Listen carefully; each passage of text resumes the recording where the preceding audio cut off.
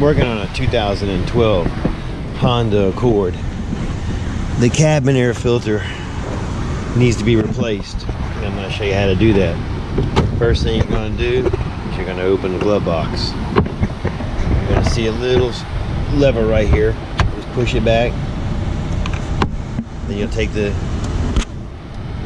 right here is a push right here in this end, and you're going to push on this end here. When you do that, the glove box comes straight down.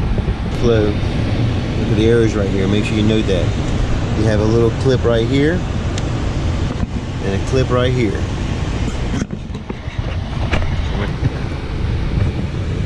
And you're going to push these tabs in and pull this out.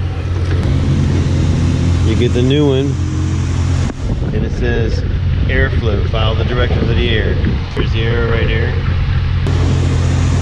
And you want to make it go the same way this one's going. Those arrows are going down, the airflow goes down.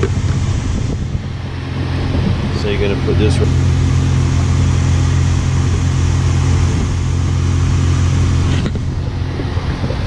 And slide it back in place.